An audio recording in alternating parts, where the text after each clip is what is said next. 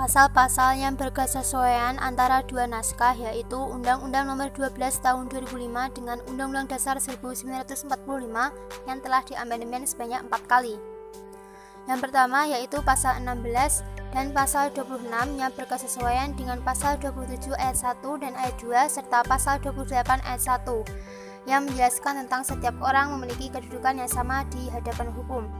Yang kedua yaitu pasal 21 dan pasal 22 ayat 1 yang berkesesuaian dengan pasal 28 dan pasal 28E ayat 3 yang membahas tentang setiap orang berhak dan bebas berserikat, berkumpul, dan mengeluarkan pendapat. Yang ketiga yaitu pasal 6 ayat 1 yang berkesesuaian dengan pasal 28A, yaitu tentang setiap manusia berhak hidup dan mempertahankan hidupnya, tidak seorang pun dapat dirampas hak hidupnya. Yang keempat yaitu pasal 24 yang berkesesuaian dengan pasal 28B ayat 1 dan ayat 2 yang membahas tentang setiap anak berhak atas kelangsungan hidup dan setiap anak berhak mendapatkan hak-hak perlindungan yang diperlukan. Yang kelima yaitu pasal 25 yang berkesesuaian dengan pasal 28D ayat 3 yang membahas tentang setiap warga negara memiliki hak dan kesempatan yang sama dalam pemerintahan. Yang keenam, pasal 18 yang berkesesuaian dengan pasal 28E ayat 1 dan ayat 2, yaitu setiap orang bebas memeluk agama. Yang ketujuh yaitu pasal 19 ayat 1 dan ayat 2 yang berkesesuaian dengan pasal 28F yang membahas tentang setiap orang bebas berpendapat. Yang ke-8 yaitu pasal 12 ayat 1 dan ayat 2 yang berkesesuaian dengan pasal 28H ayat 1, yaitu tentang setiap orang bebas memilih tempat tinggalnya dalam suatu negara tertentu. Yang ke-9 yaitu pasal 7 dan pasal 8 ayat 1 dan ayat 2 yang berkesesuaian dengan pasal 28I ayat 1 serta pasal 28G ayat 2, bahwa setiap orang memiliki hak untuk hidup, hak untuk tidak disiksa, hak kemerdekaan pikiran dan hati nurani, hak beragama, hak untuk tidak diperbudak, hak untuk diakui sebagai pribadi di depan hukum. Undang-undang yang merujuk pada pasal-pasal yang berkesesuaian.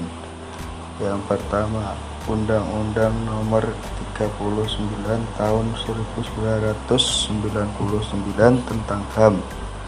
Dan yang kedua, Undang-Undang Nomor 26 Tahun 2000 tentang Pengadilan HAM.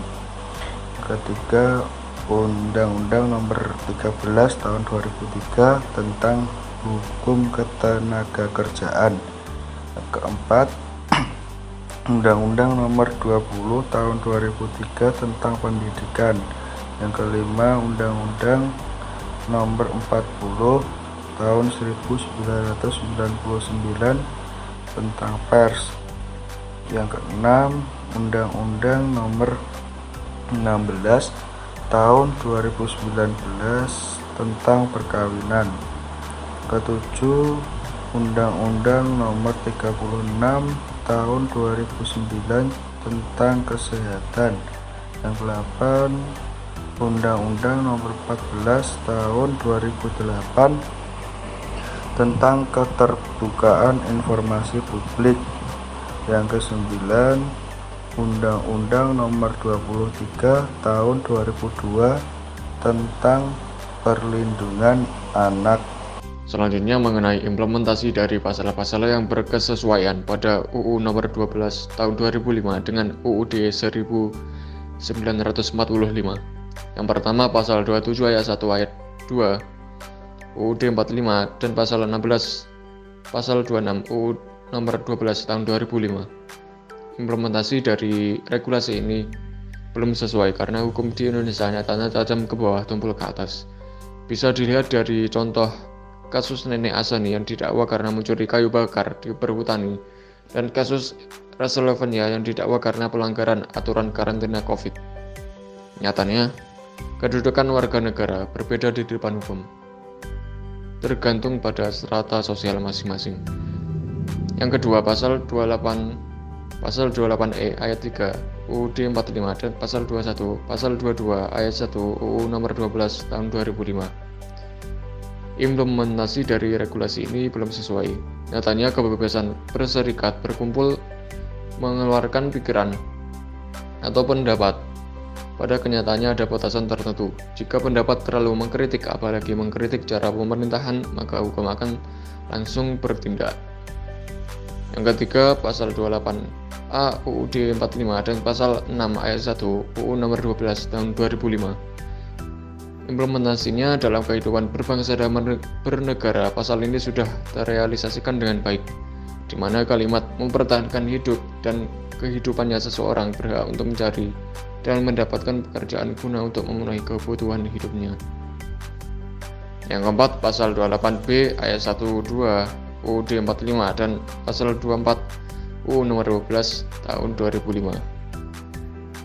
Bahwasannya dalam implementasi hak perlindungan anak dan diskriminasi di Indonesia ini masih jauh dari keadilan.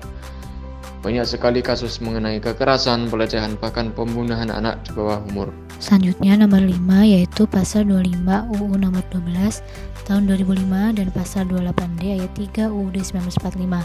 Bagaimana implementasinya? Menurut kami, implementasi dari pasal tersebut adalah pemilihan umum dari waktu ke waktu semakin tidak sesuai dengan aturan perundang-undangan di Indonesia. Sifat rahasia dan jujur sudah semakin menghilang, dan pemilu di Indonesia hanya menjadi ajang permainan politik saja. Nomor 6 yaitu pasal 18 UU nomor 12 tahun 2005 dan pasal 28E ayat 1 dan 2 UUD 1945. Bagaimana implementasi dari pasal ini? Bahwasanya di Indonesia kebebasan dalam memeluk agama sesuai keyakinan masing-masing sudah berjalan dengan baik. Setiap individu diberi hak dan kebebasan dalam mempercayai ketuhanan dan keagamaannya. Nomor 7 pasal 28F UUD 1945 dan pasal 19 ayat 1 dan 2 UU nomor 12 tahun 2005. Di Indonesia terdapat undang-undang yang mengatur tentang komunikasi. Setiap warganya berhak untuk memiliki akun sosial media seperti blog dan wadah informasi lainnya guna menyampaikan, mendapatkan, serta berpendapat terhadap informasi yang tersampaikan. Akan tetapi dalam penggunaannya tetap memiliki etika tersendiri demi kenyamanan dan keamanan hak-hak orang lain. Contoh yang lain itu ada PERS. PERS adalah lembaga sosial yang bertugas untuk mengumpulkan, menyaring, dan menyebarkan informasi terkini kepada seluruh negeri.